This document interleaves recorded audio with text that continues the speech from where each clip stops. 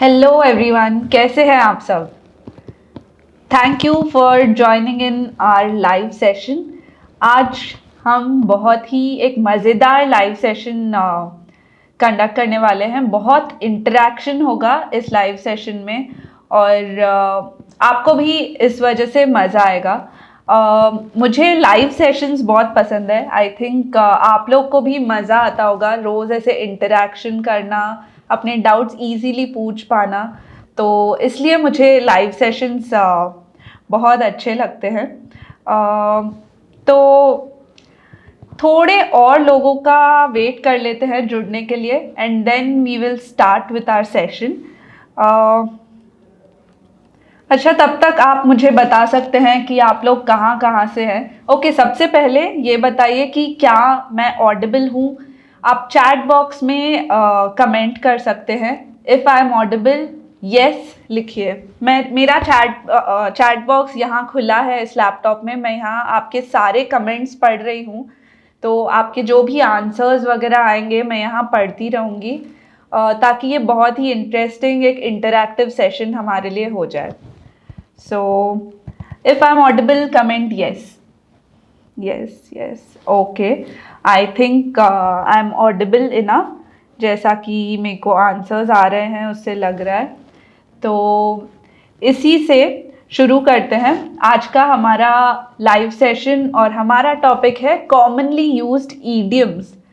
आजकल लोग ऐसे नॉर्मल इंग्लिश से ज़्यादा कुछ कुछ छोटे छोटे फ्रेजेस या ईडियम्स यूज़ करते हैं अपने सेंटेंसेस में, और कभी कभी लगता है कि इसका क्या मतलब है, और आप भी शायद ये यूज़ करना चाहते होंगे अपने सेंटेंसेस में, ताकि आपकी इंग्लिश बेहतर लगे, बहुत इंटरेस्टिंग लगे, लोगों को सुनने में मज़ा आए, लोग भी सोचे कि ये क्या बोल रहे हैं, ऐसा कुछ। तो इसके लिए ये आज सेशन कंडक्ट कर रहे हैं। बहुत इंटरेस्टिंग ईडियम्स मेरे पास हैं, इनके सबके मीनिंग्स और कैसे इनको सेंटेंसेस में यूज़ कर सकते हैं मैं आज आपको बताऊंगी। सबसे पहले मैं आपको बताना चाहूँगी, इस पूरे लाइव सेशन में मैं एक एग्जाम्पल सेंटेंस दूंगी और आपको बाकी के एग्जाम्पल सेंटेंसेस आपको बनाकर मुझे भेजने हैं, ताकि मैं डिस्प्ले कर पाऊँ। अगर मुझे कोई भी सेंटेंस सही लगा और एकदम परफेक्ट लगा तो मैं उसे डिस्प्ले करूँगी और शेयर करूँगी अपने स्क्रीन पर, ताकि सब उसे देख पाए और एज एन एग्जाम्पल उसे यूज़ कर पाए। सबसे पहले let's start with the first idiom. अब मैंने मेरे काफ़ी रिलेटिव्स आउट ऑफ इंडिया रहते हैं, तो वो काफ़ी अच्छी इंग्लिश बोलते हैं और मैंने उन्हें बहुत सुना है कुछ कुछ ईडियम्स यूज़ करते हुए। तो मैंने सोचा why not conduct a session on this topic. इस टॉपिक पर सेशन कंडक्ट करने से सबके लिए यूज़फुल होगा। ऐसा नहीं है कि इंडिया में लोग अच्छी इंग्लिश नहीं बोलते, तो ये सेशन यूज़ करके हम सब कुछ आसानी से सीख सकते हैं। तो फर्स्ट ईडियम जो है वो है fit as a fiddle. Fit as a fiddle, okay. तो इसका क्या मतलब है? इसका मतलब है वेरी हेल्दी एंड स्ट्रॉन्ग। कोई जो बहुत स्ट्रॉन्ग होता है, बहुत हेल्दी होता है, उनके लिए हम ये ईडियम यूज़ करते हैं, fit as a fiddle. Fiddle का स्पेलिंग है FIDDLE, फिडल, ओके। तो इसको हम सेंटेंस में कैसे यूज़ करते हैं? जब कोई बहुत स्ट्रॉन्ग या हेल्दी होता है, उनको रेफर करने के लिए हम ये ईडियम यूज़ करते हैं। तो सबसे पहला एग्जाम्पल है, my grandfather is 90 years old but he is fit as a fiddle. मतलब वो 90 years old होकर भी इतने हेल्दी और स्ट्रॉन्ग है, इसलिए हम कह रहे हैं he is fit as a fiddle. My grandfather is 90 years old but he is fit as a fiddle. Okay, तो ये सेंटेंस आपको मैंने समझा दिया। अब आपकी बारी है, तो कौन मुझे sentence fit as a fiddle से बनाकर भेज सकता है? चैट बॉक्स में अभी आपके सेंटेंसेस भेजिए। जो भी मुझे सही सेंटेंस लगेगा मैं डेफिनेटली डिस्प्ले करूंगी स्क्रीन पे। Okay, I have started to get some sentences. Okay, तो सबसे पहला जो ये सेंटेंस मुझे बिल्कुल सही लगा, तो ये है she had fallen very ill but with rest she is now fit as a fiddle. She had fallen very ill मतलब वो बहुत बीमार हो गई थी, लेकिन रेस्ट करके वो फिट एज अ फिडल हो गई है, हेल्दी और स्ट्रांग हो गई है. Very nice. This was a sentence by Mr. Ashish. Awesome. This is the right sentence और बिल्कुल सही वे में आपने fit as a fiddle को use किया है. The next sentence that I've got is, okay, this is very interesting. After a refreshing vacation by the sea, I now feel fit as a fiddle. मतलब एक लंबी छुट्टी लेकर, refreshing छुट्टी लेकर बीच पे जाकर they are now feeling fit as a fiddle. बहुत ही हेल्दी और फिट उन्हें फील हो रहा है after this refreshing vacation. So after a refreshing vacation by the sea I feel fit as a fiddle. Definitely even I would feel really fit as a fiddle after a refreshing vacation. I love vacations, especially by the sea. Okay, any more answers? Yes. Okay. Oh, the team had partied late into the night, but on match day, each one of them was fit as a fiddle. The team had partied late into the night, but on match day, each of them was as fit as a fiddle. इसका मतलब है late night तक party करके भी match के दिन पूरी की पूरी टीम, हर एक जन बिल्कुल स्ट्रॉन्ग और हेल्दी और फ्रेश आया था. तो ये भी बिल्कुल करेक्ट आंसर है. Okay. So, any more sentences from fit as a fiddle? Let me check. Okay, I think एक सेंटेंस है जो मैं थोड़ा मॉडिफाई कर देती हूँ. You may be feeling tired and sleepy now, but with a good night's rest, you will feel fit as a fiddle in the morning. मतलब अभी आप टायर्ड होंगे और स्लीपी होंगे, लेकिन एक गुड नाइट स्लीप के बाद, अच्छी नींद के बाद, you will become fit as a fiddle. तो इस तरह हम fit as a fiddle sentence में यूज़ कर सकते हैं. आई होप आपके लिए बहुत यूज़फुल हो ये, and it is a very useful idiom जो हम डेली यूज़ में भी यूज़ कर पाएंगे. Okay, the next one is like two peas in a pod. मतलब two peas in a pod का क्या मतलब है? दो लोग जो हमेशा साथ रहते हों, एक जैसे हों, उन्हें हम कहते हैं two peas in a pod. एक pod के अंदर जैसे दो मटर हों, एक जैसे एक साथ जो हमेशा रहते हैं, वैसे है ये दो लोग. ऐसा कहने के लिए हम यूज करते हैं like two peas in a pod. Peas यहाँ पर वो मटर के बारे में हम बात कर रहे हैं. वो मटर को लोगों से कंपेयर किया जा रहा है. ओके, तो इसका एग्जाम्पल देखते हैं. Maria and Jane are identical twins. You can't tell the difference between them. They are like as they are alike as two peas in a pod. मतलब मरिया एंड जेन आइडेंटिकल ट्विंस है, उन दोनों में difference find out ही नहीं कर सकते, इसीलिए they are like two peas in a pod. बिल्कुल एक जैसे हैं. Maria and Jane are identical twins. You can't tell the difference between them. They are alike as two peas in a pod. So now it's your turn to give me an example with two peas in a pod.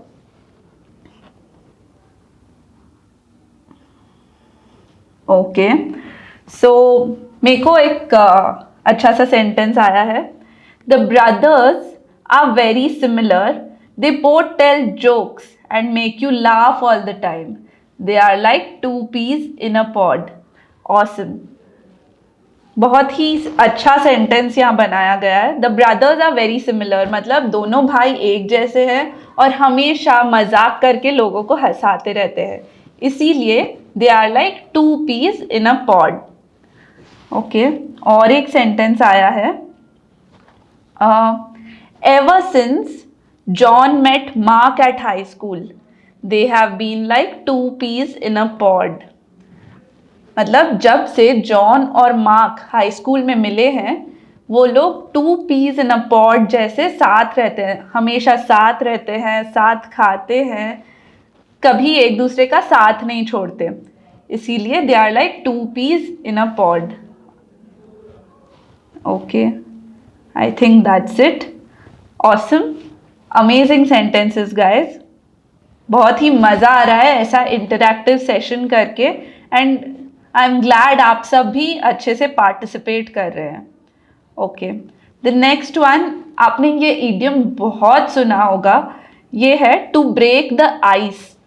ये हर जगह इसके sessions conduct होते हैं, ice breaking session, ताकि लोग एक दूसरे को पहचानने लग जाएं, एक बार है ना शुरुआत हो बातचीत की, उसके लिए हम to break the ice use करते हैं। To get the conversation started, to get the conversation started या to get it going, we use to break the ice. Okay, तो इसका एग्जाम्पल हम देखते हैं। At the conference, okay, at the conference we will have several activities to help people break the ice। मतलब conference में हमारे पास बहुत सारे, हमारे लिए बहुत सारी ऐसी एक्टिविटीज़ कंडक्ट की जाएंगी टू ब्रेक द आइस, ताकि हम एक दूसरे से बात करना स्टार्ट कर पाए, क्योंकि कॉन्फ्रेंस में बहुत अनजान लोग मिलते हैं, लोग एक दूसरे को ज़्यादा जानते नहीं हैं, तो ये आइस ब्रेकिंग सेशन कंडक्ट करके बातचीत स्टार्ट की जाती है। It's your turn now, so send away your sentences guys. To break the ice से आपको सेंटेंस बनाना है। Okay, oh, this is an interesting way of using it. Everybody at the meeting already knows each other, so let's not have those exercises to break the ice. So every meeting has this ice breaking session. तो जो इनसे परेशान हो जाता है ना, तो वो कह रहे हैं कि हर मीटिंग, अब इस मीटिंग में हर कोई एक दूसरे को जानता है, तो इस मीटिंग में ये आइस ब्रेकिंग सेशन नहीं कंडक्ट करते हैं। Everybody at the meeting already knows each other, so let's not have one of those exercises to break the ice. Okay, awesome. Okay, I've got one more sentence. Everyone was quiet in the hall until she broke the ice with a joke. मतलब सब लोग चुपचाप बैठे थे और उसने एक joke बोलकर आइस ब्रेक कर दिया, सबकी बातचीत शुरू कर दी, सबका कॉन्वर्जेशन स्टार्ट कर दिया, उस जोक से इसकी शुरुआत हुई। तो everyone was quiet in the hall until she broke the ice by cracking a joke. That's a nice sentence, Reema. Okay, oh, looks like someone is a Hrithik Roshan fan here. मुझे भी ऋतिक रोशन बहुत पसंद है। The dance is what helped him break the ice with co-star Hrithik Roshan. The dance is what helped him break the ice with co-star Hrithik Roshan. मतलब dance से उनकी बातचीत शुरू हुई और आइस ब्रेक हुआ, ताकि वो ऋतिक रोशन से थोड़ी बातचीत कर पाए। The dance is what helped them to break the ice with co-star Hrithik Roshan. Awesome, that was really nice. I think break the ice अब आप करेक्टली सेंटेंसेस में यूज़ कर पाएंगे, क्योंकि अच्छे अच्छे हमें सेंटेंसेस और एग्जाम्पल्स मिल गए हैं। तो Let's go ahead to the next idiom. Okay. Next है to spill the beans. To spill the beans का क्या मतलब है? इसका मतलब है टू रिवील अ सीक्रेट, कोई सीक्रेट का खुलासा करना, जो किसी को पता ना हो उसके बारे में बता देना. To spill the beans. Okay, तो इसका एग्जाम्पल मैं आपको बताती हूँ.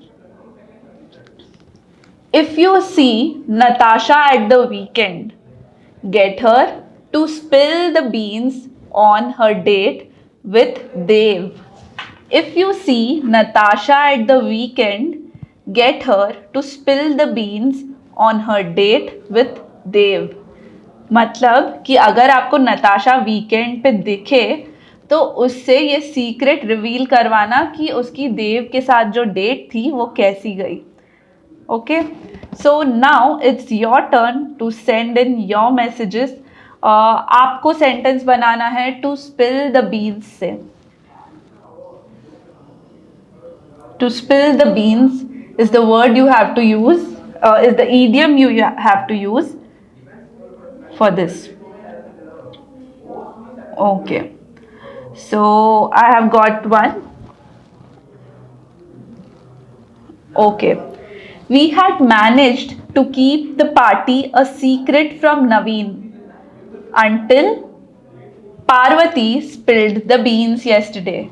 We had managed to keep the party a secret from Naveen until Parvati spilled the beans yesterday. मतलब वो पार्टी करने वाले थे नवीन से छुपाकर, उसे बिना बताए, लेकिन पार्वती ने कल सबके सामने इस पार्टी का खुलासा कर दिया. It was spilled. Parvati spilled the beans and revealed the secret to everyone कि ऐसी पार्टी होने वाली है. We had managed to keep the party a secret from Naveen until Parvati spilled the beans yesterday. Okay, और एक sentence आया है. Okay, Isha spills the beans on her brother's love story in front of everyone in the classroom. Isha spills the beans on her brother's love story in front of everyone in the classroom. मतलब ईशा ने अपने भाई की love story के secret के बारे में सबके सामने खुलासा कर दिया क्लासरूम में. That was a nice sentence. Okay, I think मुझे ये सारे सेंटेंसेस ही सही लग रहे हैं. तो टू स्पिल द बीन्स का मतलब है to reveal a secret. Now you can easily use this idiom in all your sentences wherever possible, तो आपकी इंग्लिश थोड़ी बेटर लगेगी. The next idiom that we are going to use is to be on thin ice. To be on thin ice का मतलब है to be in a very risky situation. बहुत ही risky जब मामला होता है तो हम यूज़ करते हैं to be on thin ice, कि जैसे you are on thin ice, ऐसा हम यूज़ कर सकते हैं. इसका एग्जाम्पल देखते हैं. Okay, he knew he was on thin ice with his boss after missing multiple deadlines. इसका मतलब है कि वो रिस्की सिचुएशन में था, उसे पता था कि वो रिस्की सिचुएशन में था उनके बॉस के साथ. आफ्टर मिसिंग मतलब उसने बहुत सारी डेडलाइंस मिस कर दी थी, इसीलिए वो रिस्की सिचुएशन पे था. He knew he was on thin ice with his boss after missing multiple deadlines. तो अब आपकी बारी है. कुछ एग्जाम्पल्स भेजिए, सेंटेंसेस भेजिए to be on thin ice से.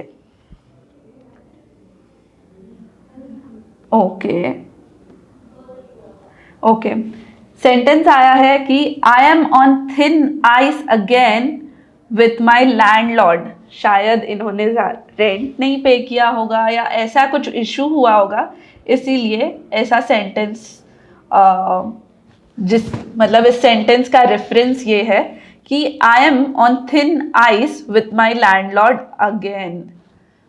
मतलब They are in a risky situation with their landlord again. Okay, I've got one more sentence. The politician found himself on thin ice when his controversial statements were leaked to the media. The politician found himself on thin ice when his controversial statements were leaked to the media. ये तो बहुत ही अच्छी English से इन्होंने sentence बनाया है. Awesome, that's a very good job. I hope आप लोग गूगल से ढूंढ कर नहीं भेज रहे हो, बट अगर वो भी कर रहे हो, इतना एफर्ट ले रहे हैं, वो ही काफ़ी है. तो यहाँ कहा जा रहा है कि जो पॉलिटिशियन ने कंट्रोवर्शियल स्टेटमेंट्स दिए थे वो मीडिया में लीक होने के बाद वो रिस्की सिचुएशन में आ गए हैं जो पॉलिटिशियन है. तो the politician found himself on thin ice when his controversial statements were leaked to the media.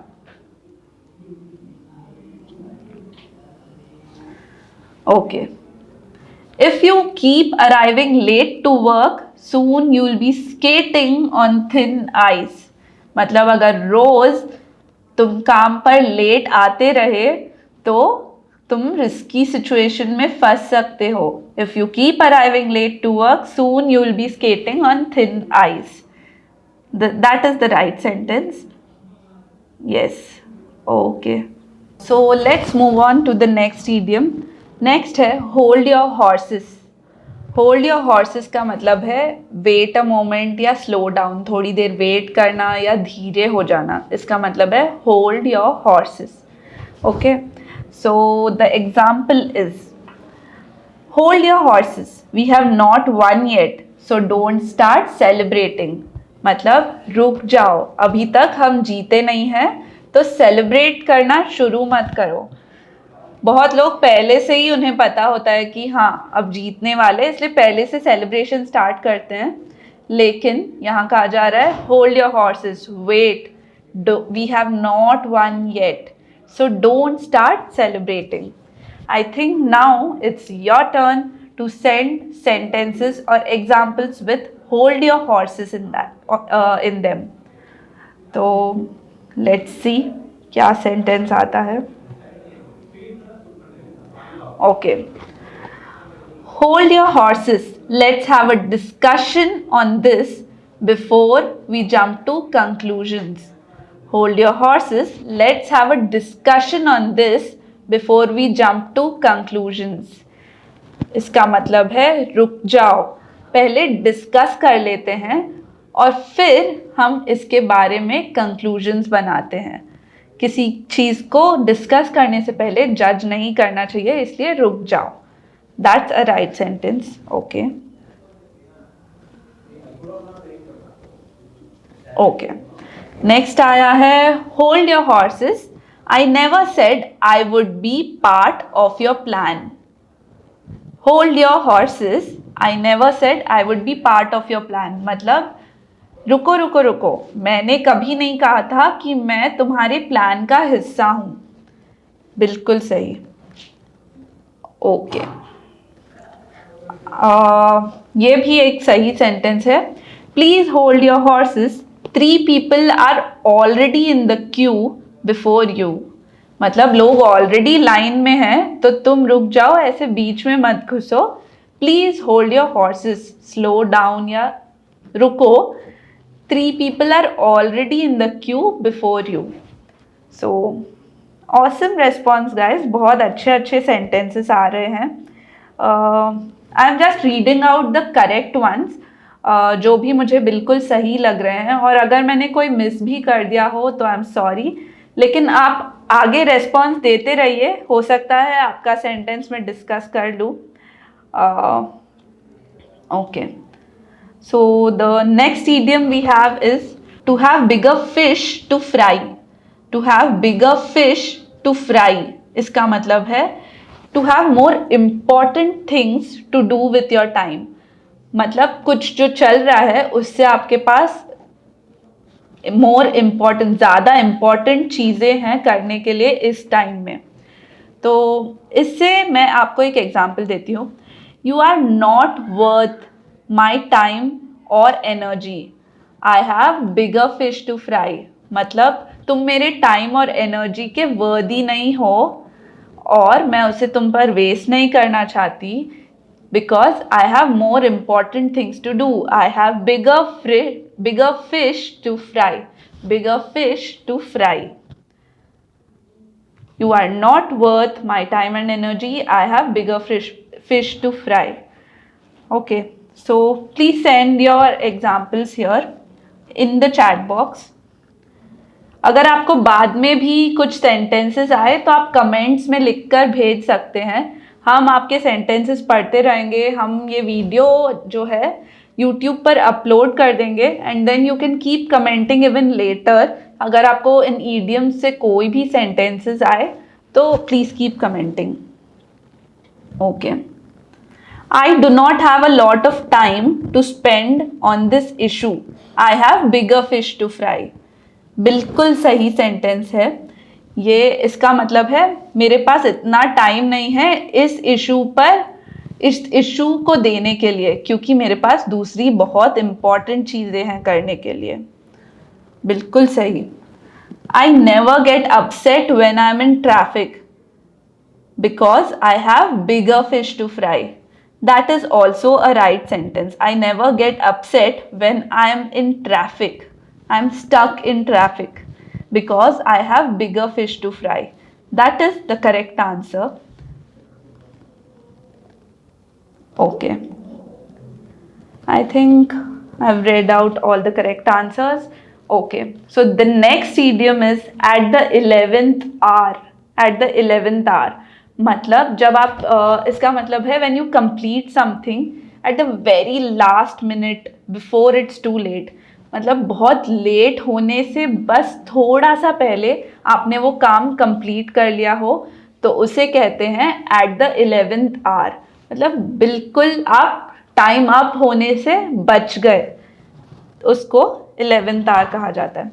तो इससे हम सेंटेंस कैसे बनाएंगे चलिए देखते हैं. Just minutes before the deadline, he definitely submitted his assignment at the 11th hour. मतलब deadline के सिर्फ कुछ मिनटों पहले उसने अपना असाइनमेंट सबमिट किया, which was the 11th hour. Just minutes before the deadline, he definitely submitted his assignment at the 11th hour. Okay, waiting for your examples, guys. Okay. Sheetal loves the thrill and rush of delivering parcels at the 11th hour. Sheetal loves the thrill and rush of delivering parcels at the 11th hour.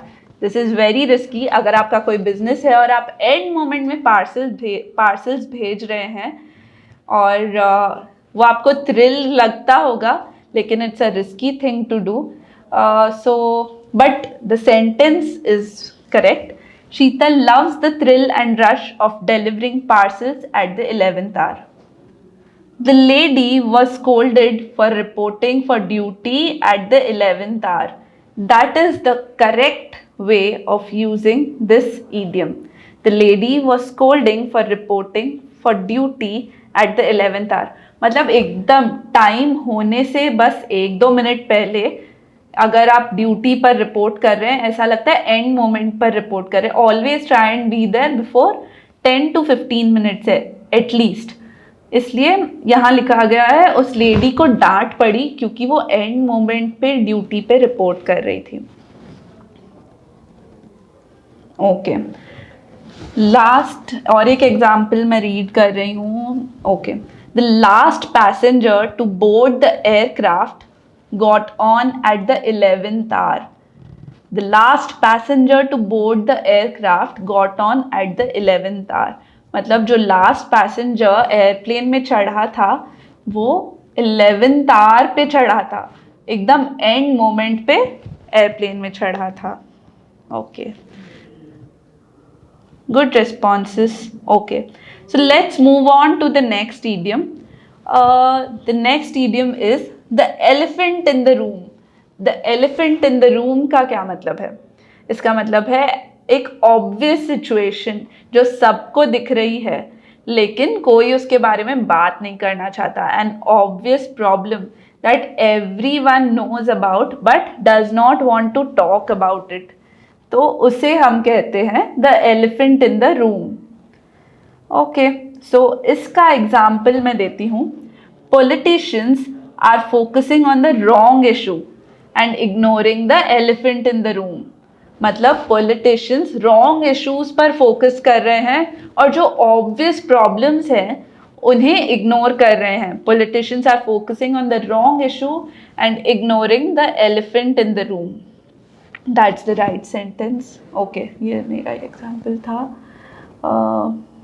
Okay, ठीक है। अभी आया है his alcoholism was the elephant in the room. His alcoholism मतलब जो उनकी drinking problem थी was the elephant in the room। वो सबको दिख रही थी कि बहुत ऑब्वियस प्रॉब्लम है लेकिन कोई उसके बारे में बात नहीं करना चाहता था, तो इसलिए his alcoholism was the elephant in the room. Okay, it was the elephant in the room for a long time until तमारा finally said something about it. कोई प्रॉब्लम थी जो बहुत ही ऑब्वियस थी उस रूम में लेकिन कोई उसके बारे में बात नहीं कर रहा था, लेकिन तमारा ने फाइनली उसके बारे में कुछ बोला and then it was addressed. तो it was the elephant in the room for a long time until Tamara finally said something about it. That is the correct answer. You have created the correct sentence over here। बहुत ही अच्छी तरह से elephant in the room को आपने use किया है। Great response, guys। Okay, so the next idiom that we are moving on to is don't cry over spilt milk। Don't cry over spilt milk। इसका मतलब है कि जो हो गया वो हो गया, अब जब उसका कुछ नहीं कर सकते तो उसके पीछे रोना कोई मतलब नहीं है। मतलब वॉट एवर हैज़ हैपेंड, अब उसके पीछे आप सैड हो या कुछ करो तो उसका कोई मतलब नहीं है। सो इसलिए कहते हैं don't cry over spilt milk. इसका एग्जाम्पल सेंटेंस पढ़ते हैं। I know you didn't mean to break my phone, so there's no use in crying over spilt milk now। मतलब मुझे पता है आपका इंटेंशन नहीं था मेरा फ़ोन तोड़ने का, इसीलिए अभी कोई मतलब नहीं है क्राइंग ओवर स्पिल्ट मिल्क या दुखी होने का। तो उन्हें पता है कि इंटेंशनली फ़ोन नहीं टूटा है, इसलिए वो कह रहे हैं कि don't cry over spilt milk. Okay, so let's read out your examples. मैं देखती हूँ what idioms how have you used this idioms। Okay, it's no use crying over spilt milk, it was a bad investment and money has been lost। Okay, this is a very good way of using don't cry over spilt milk। It's no use crying over spilt milk, it was a bad investment and money has been lost। तो यहाँ पर वो कह रहे हैं अब दुखी होकर कोई मतलब नहीं है, वो इन्वेस्टमेंट हमने गलत कर दिया और मनी पैसे उसमें डूब गए, लेकिन अब उसका कुछ नहीं हो सकता, जो हो गया सो हो गया, अब आगे देखेंगे कि किया जा सकता है। ओके, अब और एक रेस्पॉन्स आया है। Okay, Mona was unable to accept the reality of her divorce, she was crying over spilt milk। Mona was unable to accept the reality of her divorce, she was crying over spilt milk। Okay, that is the right way of using it। Correct। The school trip had been a disaster but there was no use crying over spilled milk। बिल्कुल सही, ये भी सही sentence है। The school trip had been a disaster but it was no use crying over spilt milk. बिल्कुल सही answer दोस्तों। सो Before moving on, let me tell you about our course at English Partner. ये सब idioms वगैरह जो आप बोल सकते हैं सेंटेंसेस में, ये आप तभी यूज़ कर पाएंगे जब आप फ्लुएंटली इंग्लिश भी इसके साथ बोल पाए. और इंग्लिश आप फ्लुएंटली तभी बोल पाएंगे जब आप रेगुलरली प्रैक्टिस करेंगे. इंग्लिश पार्टनर के कोर्स को ज्वाइन करके आप हमारे पर्सनल ट्रेनर्स के साथ रेगुलर प्रैक्टिस कर सकते हैं. वो आपके लिए हमेशा अवेलेबल रहेंगे. तो वो रेगुलर प्रैक्टिस करके आप फ्लुएंट इंग्लिश भी सीख जाएंगे. जितना हम प्रैक्टिस करते हैं उतना ही फ्लुएंट होते रहेंगे. So don't forget to join our course. अगर आपको हमारा कोर्स ज्वाइन करना है तो नीचे एक नंबर दिया गया है, उस नंबर पर आप व्हाट्सएप पे मैसेज कर सकते हैं and our counsellors will help you. वो आपको सारे डिटेल्स बता देंगे कोर्स के and then you can go ahead with it. So we have completed all our idioms. आज हमने 10 ईडियम्स सीखे हैं दोस्तों. So let me go through each one of them and उसका सिर्फ एक मीनिंग बता देती हूँ. फिट एज अ फिडल, सबसे पहला था फिट एज अ फिडल. उसका मतलब था वेरी हेल्दी एंड स्ट्रॉन्ग. ठीक है. सेकंड था like 2 peas in a pod, मतलब दो लोग जो बहुत एक जैसे हों और हमेशा साथ साथ रहते हों, उन्हें हम कहते हैं like 2 peas in a pod. Next है to break the ice. To break the ice मतलब to get the conversation started. उसके बाद है टू स्पिल द बीन्स, मतलब टू रिवील अ सीक्रेट, कोई सीक्रेट के बारे में सबको बता देना. To be on thin ice, इसका मतलब है रिस्की सिचुएशन में होना. To be on thin ice का मतलब है risky situation. Hold your horses, इसका मतलब है स्लो डाउन, रुक जाओ, wait a moment. Hold your horses का मतलब है wait a moment. To have bigger fish to fry, मतलब to have more important things to do. At the 11th hour, at the 11th hour का मतलब है completing something just moments before the deadline, just before it's too late. The elephant in the room, the elephant in the room का मतलब है obvious problem, एक obvious problem जिसके बारे में कोई बात नहीं करना चाहता. फिर don't cry over spilled milk, इसका मतलब है जो हो गया सो हो गया, अब उसके बारे में चिंता करने से या दुखी होने से कोई मतलब नहीं है. So that were are idiom, those were are idioms. I hope आप सबको बहुत मज़ा आया होगा. मुझे बहुत मज़ा आया क्योंकि आप लोग इतने अच्छे अच्छे सेंटेंसेस बनाकर भेज रहे थे. ऐसा लग ही नहीं रहा था कि आपको इंग्लिश फ्लुएंसी में बिल्कुल भी प्रॉब्लम है. बहुत अच्छा आप जा रहे हैं towards learning English. Awesome response. तो मेरा नाम श्रेया मेहता है and I am a trainer here eight English partner.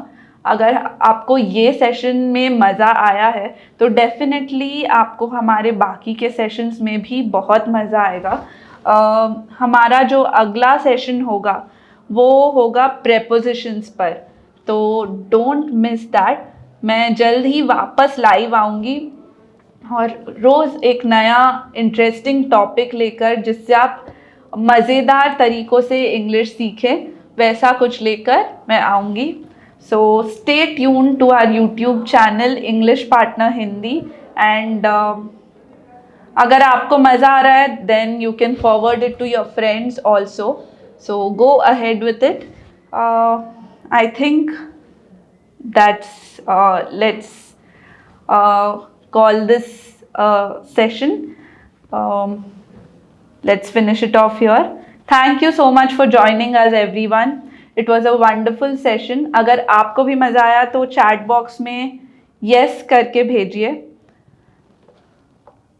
You're welcome. सब कह रहे हैं it was a lovely session. Thank you so much. I had a lot of fun too. I hope to see you in the next live session as well. Thank you. Bye.